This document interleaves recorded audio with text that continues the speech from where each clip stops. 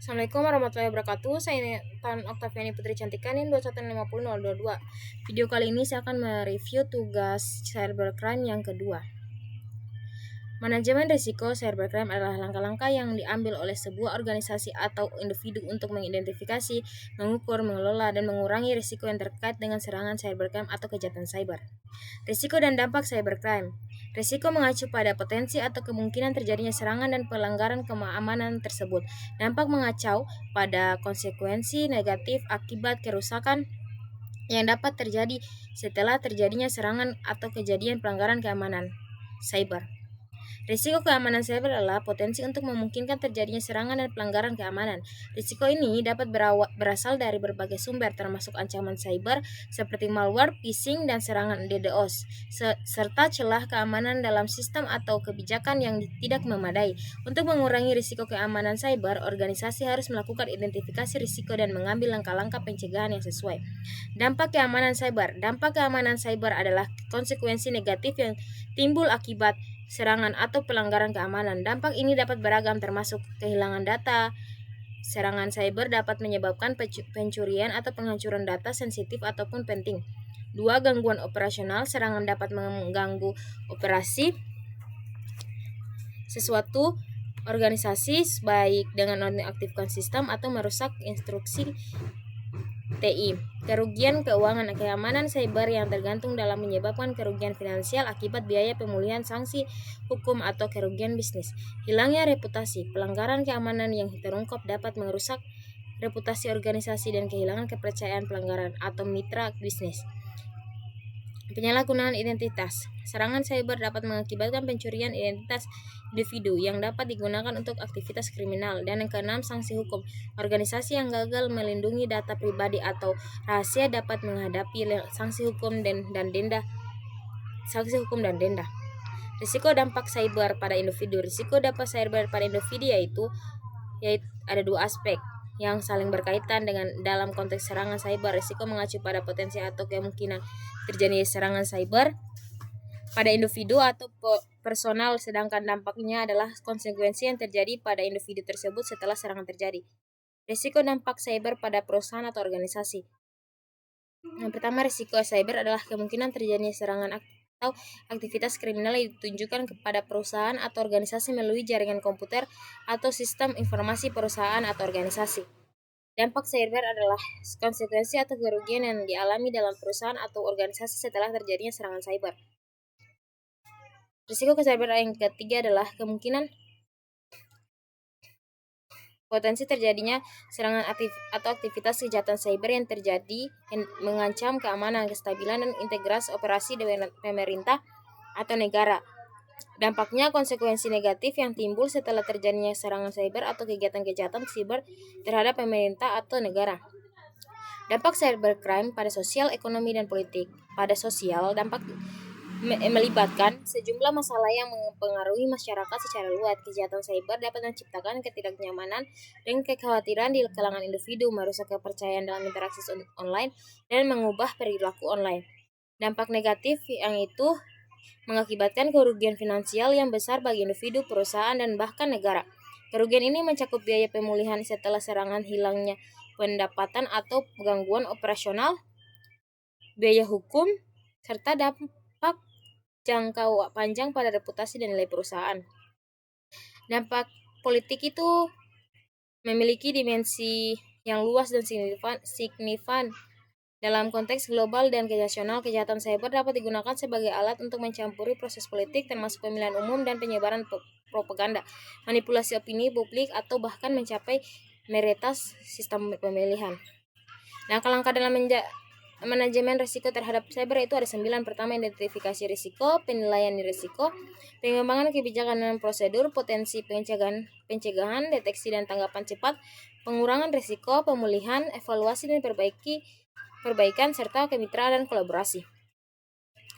Nah, jenis kejahatan yang pertama itu pemalsuan identitas. Resikonya pencurian identitas berupa KTP, NIK, dan kartu keluarga. Korban dapat melakukan pinjaman uang ke pihak PNM Garut yang berdampak pada korban mendapatkan ketagihan cicilan dan dari PNM Garut mencapai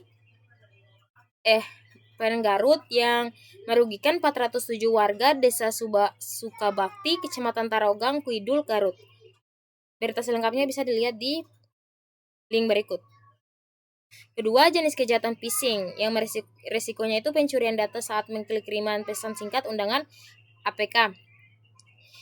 Kerugian finansial itu kehilangan data tabungan dari salah satu bank milik BUMN senilai 1,4 miliar rupiah yang merugikan Sylvia, 52 tahun, warga Kecamatan Lawang, Kabupaten Malang, Provinsi Jawa Timur. Berita selengkapnya bisa dilihat di link berikut. Ketiga, kejahatan malware.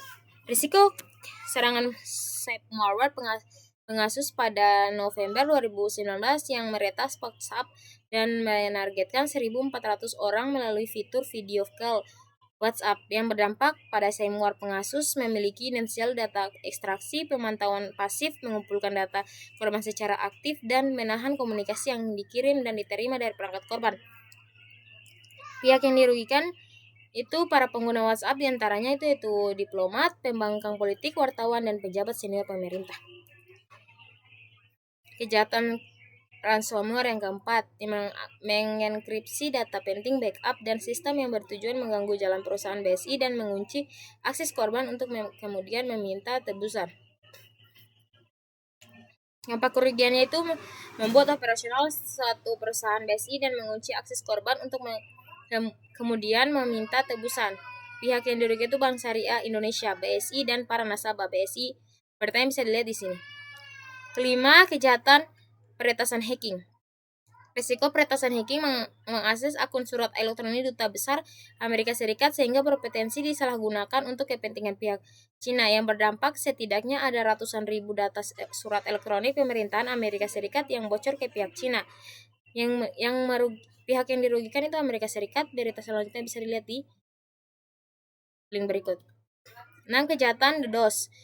Risikonya serangan paket data dalam jumlah besar dan ke sebuah server agar server tersebut menjadi lambat bahkan tumbang. Yang berdampak yaitu layanan aplikasi yang menggunakan server DIN melambat bahkan tidak bisa diakses. Pihak yang dirugikan itu aplikasi yang menggunakan server DN seperti Twitter dan Spotify. 8. Jenis kejahatan pemalsuan, forgery. Risiko pemalsuan dokumen kependudukan dan surat izin pengemudi. Dampaknya kerugian finansial negara mengalami kerugian dan mengakibatkannya hilangnya kepercayaan masyarakat kepada surat dan akta otentik. Pihak yang dirugikan itu negara Indonesia. Bisa dilihat di sini beritanya. 9. Kejahatan pornografi anak. Kekerasan seksual anak di bawah umur yang berdampak pertama, dampak psikologis korban kekerasan dan pelecehan seksual dan mengalami trauma yang mendalam. Selain itu, stres yang dialami korban dapat mengganggu fungsi dan perkembangan otaknya. Kedua, dampak fisik. Kekerasan dan pelecehan seksual pada anak merupakan fakta utama penularan penyakit menular seksual atau PMS. Terakhir, pihak yang dirugikan itu Jen dan 4 anak yang di bawah umur. 10. Jenis kejahatan cyberbullying. Korban cyberbullying dapat mengalami depresi yang berat, bahkan dapat menyebabkan kematian akibat dari depresi tersebut. Yang berdampak, korban cyberbullying mengalami gangguan psikologis dan depresi yang berat bahkan sampai meninggal dunia. Pihak yang dirugikan seorang bocah kelas 5 sekolah dasar di Tasikmalaya, Jawa Barat dan orang tuanya. 11. Kejahatan penyebaran informasi palsu. Penyebaran informasi palsu dapat menyebabkan keserasahan di kalangan masyarakat dan dapat memecahkan belah satu sama lain. Dampaknya itu penyebaran berita palsu yang dilakukan oleh Habib Bahar bin Smith dapat membuat masyarakat menjadi skeptis terhadap semua sumber informasi, termasuk media, pemerintah, dan lembaga resmi. Hal ini dapat mengacu kemampuan masyarakat dalam membedakan antara fakta dan fiksi. Pihak yang dirugikan itu masyarakat yang mendengar atau membaca berita tersebut. 12. Kejahatan peretesan email. Peretesan email memata-matai pertukaran email internal pada Departemen Keuangan Amerika Serikat dan sebuah lembaga yang memutuskan kebijakan internet dan telekomunikasi US Amerika Serikat yang berdampak kebocoran data penting Amerika Serikat dan SolarWinds yang sebuah perusahaan IT mengalami kerusakan software. Pihak yang dirugikan Amerika Serikat, yakni perusahaannya Amerika Serikat yang masuk dalam Fortune 510 provider telekomunikasi Amerika Serikat, 5 cabang militer Amerika Serikat, Departemen Luar Negeri Amerika Serikat, Badan Keamanan Nasional Amerika Serikat, dan Kantor Presiden Amerika Serikat. 13. Jenis kejahatan pengintaian espionage, berpotensi terjadinya tindakan kejahatan pencurian atau perampokan yang berdampak karena pelaku tidak bisa merampas kunci berangkas dari korban, sehingga salah satu karyawan toko menjadi korban dari aksi perampokan tersebut. Sampai korban pun harus dilarikan ke rumah sakit. Pihak yang dirugikan toko emas, Aspel, Boyolali, dan karyawannya. 14. Jenis kejahatan penggelapan cyber extortion. Pelaku melakukan penipuan dan pelanggaran berupa barang ataupun kendaraan. Para korban yang ditipu mengalami kerugian mencapai 35 miliar dan satu unit mobil yang telah digelapkan senilai ratusan juta. Yang dirugikan yaitu pemilik mobil rental berinisial IR dan para konsumer iPhone. 15. Jenis kejahatan keuangan online. Penipu yang mengelola website tiruan telah memperoleh data pribadi Helen untuk mengakses akun bank di website resmi Badingo Bank, sehingga dapat menguras tabungan korban. Dampak kerugiannya itu tabur sekitar 300 juta telah diambil oleh pelaku dari akun bank Helen. Pihak yang dirugikan itu Helen Chelil. 16. Jenis kejahatan pelanggaran privasi invasion. Resiko aktivitas media massa menjadi lebih tidak aman dan berisiko terjadinya cybercrime. Dampak atau kerugian finansial, kebocoran data penting yang bersifat pribadi yang dapat merugikan pengguna aplikasi media massa tersebut. Pihak yang dirugikan itu pengguna internet. 17. Jenis kejahatan pencarian akses. Pelaku dapat mengakses atau memanipulasi data dan informasi tanpa izin atau tanpa hak yang sah. Hal ini dapat menyebabkan kerugian finansial atau bahkan membahayakan keselamatan dan privasi seseorang. Dampaknya kerugian finansial, pelaku melakukan pencurian data Shopee Express yang mengakibatkan kerugian puluhan juta hingga ratusan juta. Pihak yang dirugikan itu Shopee Express. 18. Jenis kejahatan seksual. Terjadinya pemerkosaan dan pelecehan seksual, dampaknya korban dapat mengalami trauma dan stres yang mendalam. Selain itu juga korban dapat mengganggu fungsi dan perkembangan otaknya. Pihak yang dirugikan itu seorang gadis berusia 22 tahun asal Buleleng.